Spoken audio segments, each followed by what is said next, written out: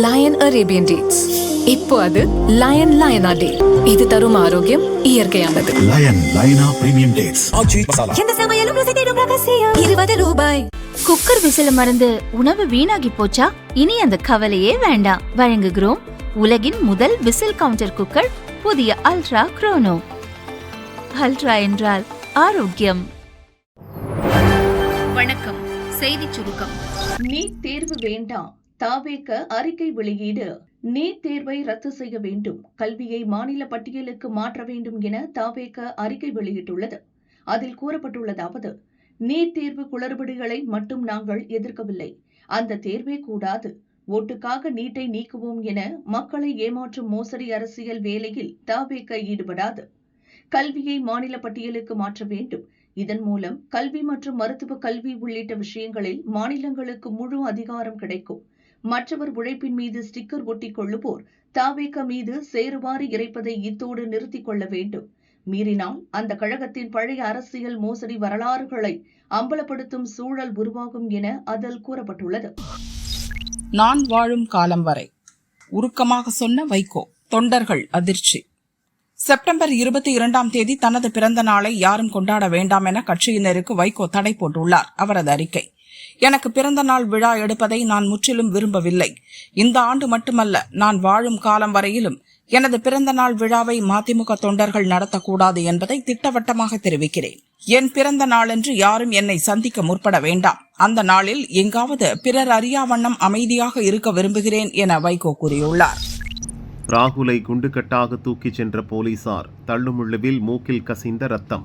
NEET வினாத்தாள் கசிவுக்கு பொறுப்பேற்ற மத்திய கல்வி அமைச்சர் தர்மேந்திர பிரதான் பதவி விலக வலியுறுத்தி கரப்பான்பூச்சி ஜனதா கட்சியினர் டெல்லியில் போராட்டம் நடத்தி வருகின்றனர். நேற்று பார்லிமெண்ட் நோக்கி அவர்கள் பேரணி நடத்திய போது தள்ளுமுள்ளு, மோதல், போலீசார் தடியடி, கண்ணீர் புகைகுண்டு வீச்சு நடந்தது. இன்றும் போராட்டம் தொடர்ந்தது. அவர்களுக்கு ஆதரவு தெரிவித்து லோக்சபா எதிர்க்கட்சித் தலைவர் ராகுல், எம்பி பிரியங்கா, காங்கிரஸ் தலைவர் கார்கே, எம்பிக்கள் உள்ளிட்ட பலர் கலந்து கொண்டனர்.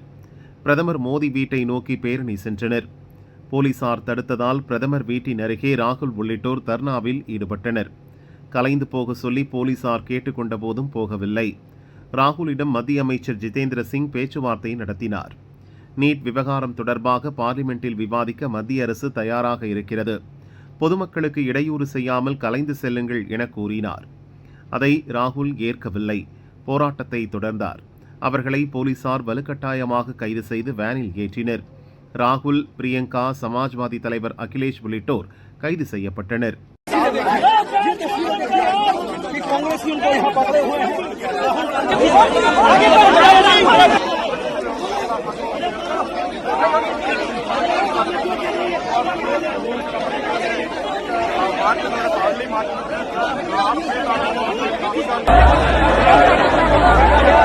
தரையில் படுத்தபடி வரமறுத்த ராகுலை போலீசார் குண்டுகட்டாக தூக்கிச் சென்றனர். அப்போது ஏற்பட்ட தள்ளுமுள்ளுவில் அவருக்கு மூக்கில் காயம் ஏற்பட்டு ரத்தம் கசிந்தது. மந்திர்மார்க் காவல் நிலையத்தில் இருந்த பிரியங்காவை அவரது தாய் சோனியா சென்று பார்த்தார். தடுப்பு காவலில் வைக்கப்பட்டவர்கள் பின்னர் விடுவிக்கப்பட்டனர். போராட்டம், கைது, தள்ளுமுள்ளு சம்பவத்தால் பிரதமர் வீட்டின் அருகே பரபரப்பு நிலவியது.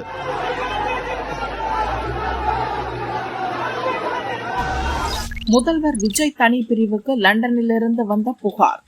விருதுநகர் என்ஜிஓ காலனியைச் சேர்ந்தவர் சீனித்தாய்.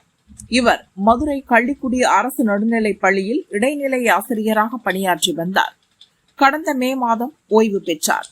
ஓய்வூதிய பலன் மாத ஓய்வூதியம் பெற விண்ணப்பித்தார். அதற்கு கள்ளிக்குடி வட்டார கல்வி அலுவலர் முத்துக்குமார் 40,000 லஞ்சமாக பெற்றார் என சீனித்தாய் புகார் அளித்துள்ளார். இதுகுறித்து கல்வி அதிகாரிகள் விசாரணை நடத்தி வருகின்றனர்.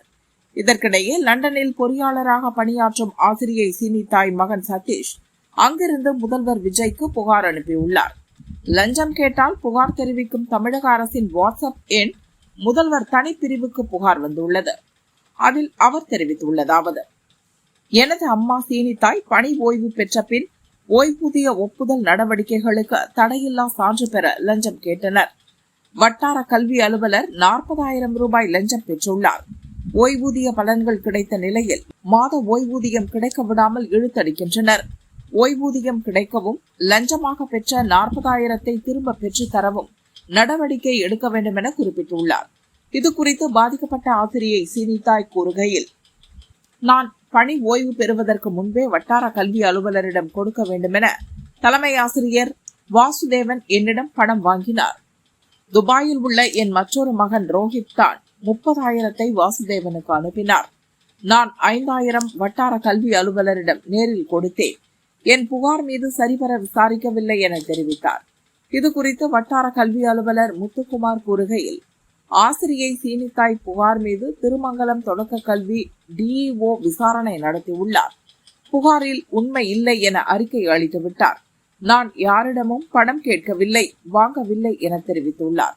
ஓய்வு பெறும் ஆசிரியர்களிடம் ஓய்வூதிய கருத்துரு தயாரித்து கொடுக்கிறோம் என்ற பெயரில் பலரிடம் இது போன்ற முறைகேடுகள் நடக்கின்றன. விசாரணையில் சம்பந்தப்பட்ட வட்டார கல்வி அலுவலர் அளித்த வாக்குமூலத்தின் அடிப்படையில் மட்டும் விசாரிக்கப்பட்டுள்ளது. புகார் அளித்தவரின் கருத்து கேட்கப்படுவதில்லை. லஞ்சம் கொடுக்காவிட்டால் ஓய்வூதிய கருத்துருவை 1 வாரத்திற்குள் நீங்களே வெளியே தயாரித்து கொண்டு வாருங்கள் என கூறுகின்றனர்.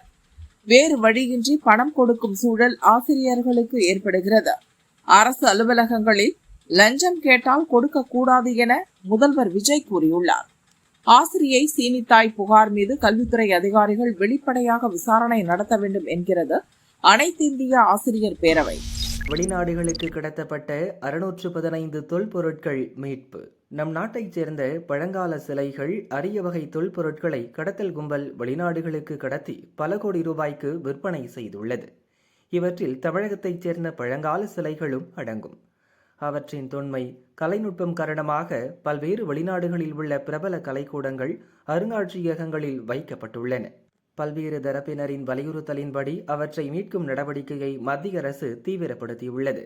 அதன்படி Australia, Britain, Italy, Thailand, America உள்ளிட்ட நாடுகளில் இருந்து 2021 முதல் தற்போது வரை 615 தொல்பொருட்கள் மீட்கப்பட்டுள்ளதாக மத்திய அரசு தெரிவித்துள்ளது.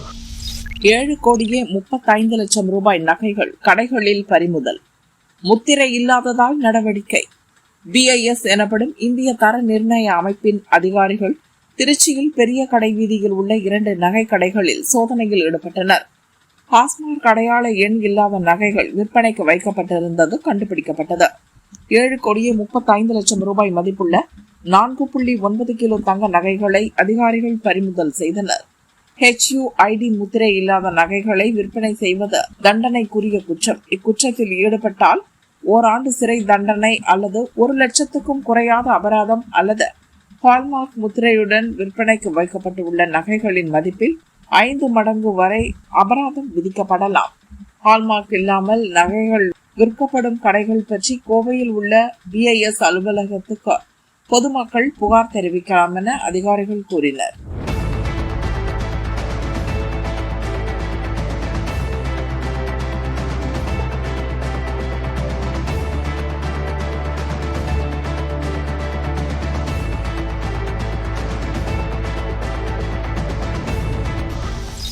தமிழகம், புதுச்சேரியில் இன்று மழைக்கு வாய்ப்பு.